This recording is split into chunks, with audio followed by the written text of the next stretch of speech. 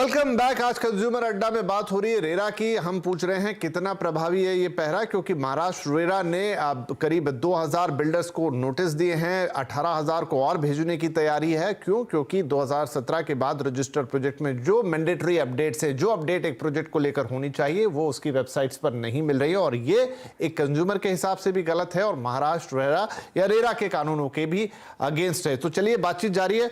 राजन साहब, तो देखिए आपकी संस्था एक काफी जिम्मेदार संस्था हम कह सकते हैं, जहां पर देश के तमाम बड़े डेवलपर्स, छोटे डेवलपर्स जुड़े हुए हैं। आप चूंकि उसका प्रतिनिधित्व कर रहे हैं, इसलिए सवाल आपके पास आएगा ही आएगा। क्या हम उम्मीद करें कि जो ये नोटिसेस आ रहे हैं, चाहे महारेरा की बात हो या देश में किसी भी दूसरे रेरा के अंदर हो, अब वक्त आ गया है कि उसे जल्दी से जल्दी आप जो अपडेट्स है, जो मैंडेटरी अपडेट्स है, वो वहां पर होते हुए दिखाई देंगे? सर 100% होंगे। उसका रीजन है, जैसे गौतम सर ने बताया कि गौतम सर के टाइम पे, चटर्जी सर के टाइम पे इन्होंने एक एसआरओ कंसेप्ट निकाला हुआ था कि सेल्फ रेगुलेटरी ऑर्गेनाइजेशन। तो उसके हिसाब से सारे एसोसिएशन, मेरिट को बोलो, क्रेडाई बोलो, एमसीएचआई बोलो, या जितने भी एसोसिएशन है, उनके लोगों को एसआरओ करके दिया। और हर कोई प्रोजेक्ट जो रजिस्टर होता है वो किसी ना किसी एसोसिएशन से जुड़ा हुआ है।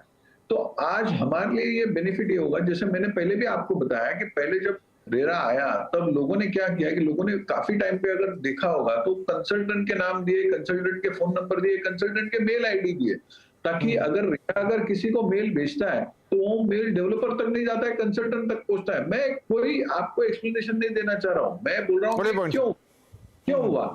लेकिन इसका सॉल्यूशन ये निकाला है कि अब जब ये अजय मेहता सर ने आने के बाद, मतलब गौतम चटर्जी सर ने जो बोलता है ना कि हमको हाथ पकड़ के चलाना सिखाया है, लेकिन अजय मेहता सर आए, उनको लगा कि हम टीम्स में आ गए या हम मेजर हो गए, तो उन्होंने, और दूसरा आपने मीडिया में इतने दफे बोला हुआ है कि रेरा को ठीक नहीं है, रेरा कुछ नहीं कर रहा है, ये नहीं कर रहा है, उसके वजह से भी उनका एक अप्रोच थोड़ा सा अलग हो गया और वो पॉजिटिव है। हम वेलकम करते हैं उसको, क्योंकि हम लोग जो लोग आज अच्छा काम करते हैं और लोगों को टाइम पे डिलीवरी देते हैं, जो लोगों के बीच में ट्रस्ट बोलो, ट्रांसपेरेंसी बोलो। जी, इसीलिए सवाल था राजन साहब की अब रेरा डेवलपर और घर खरीदार के बीच में ट्रस्ट का लिंक बन गया है।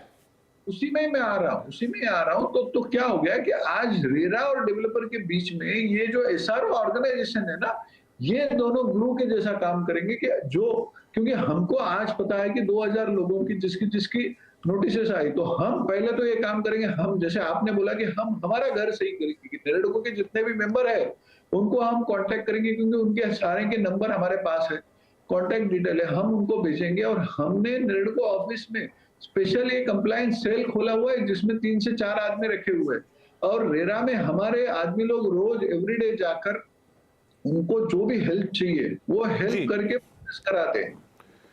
ठीक है सर, तो आपके आश्वासन को मान रहे हैं। गौतम साहब दे तो रहे यहाँ पे राजन साहब की, एज एन ऑर्गेनाइजेशन आप नेरेडको वो उस चीज को देखेगी, हैंडल करेगी, बट जस्ट इन केस मैंने कहा जैसे कि बहुत सारे डेवलपर होंगे, अगर ये अपडेट्स नहीं आते तो यहां से आगे रेरा का क्या एक्शन होगा? ऐसा है कि इसमें 3 फ्रंट पे हमको काम करना पड़ेगा।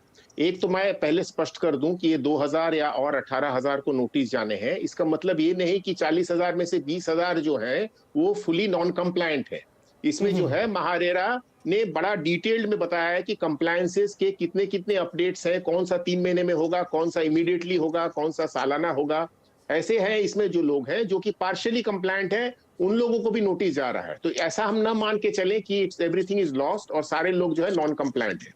लेकिन जैसा मैंने कहा, मुझे लगता है ये 3 फ्रंट पे काम करना पड़ेगा। एक तो जो महारेरा जो कर रहा है कि रेगुलेटरी कंप्लायंसेस जो है उस पे अब सख्ती से लेना पड़ेगा कि आपने अगर कंप्लायंस कहीं भी थोड़ा कम किया तो उसके लिए आपको पेनल्टी के लिए, भुगतान के लिए आपको रेडी रहना पड़ेगा। एक दूसरा है, जैसा राजन ने कहा कि हम लोगों ने self regulatory organisation, CREDAI, NAREDCO, builders association, ऐसे 6-7 संस्थाएं, और ऐसा इसमें नियम का महारेरा में किया गया है कि कोई भी डेवलपर जब अपना प्रोजेक्ट रजिस्टर करता है तो इन 7 में से किसी एक का वो मेंबर होना अनिवार्य है। तो इसीलिए मैं समझता हूं कि एसआरओ का भी ये कर्तव्य बनेगा कि इन लोगों को कंटिन्यूअसली अपडेट के बारे में उनको ट्रेन करें, उनको बताएं कि प्रोफेशनलिज्म का एक भाग जो है ये भी है कि प्रोजेक्ट को इमीडिएटली आप अपडेट कीजिए। और तीसरा फ्रंट है जो कि हम लोग सबको मिलकर करना पड़ेगा, कंज्यूमर अवेयरनेस ये भी क्रिएट करना पड़ेगा कि सिर्फ हम जब घर खरीदते हैं एक रेरा रजिस्टर्ड प्रोजेक्ट है जानने से नहीं होगा, हमको उसमें अपडेटेड इंफॉर्मेशन वो दे रहे हैं कि नहीं, ये जब तक वो भी नहीं देखना देंगे, होगा। हम वहां घर नहीं खरीदेंगे।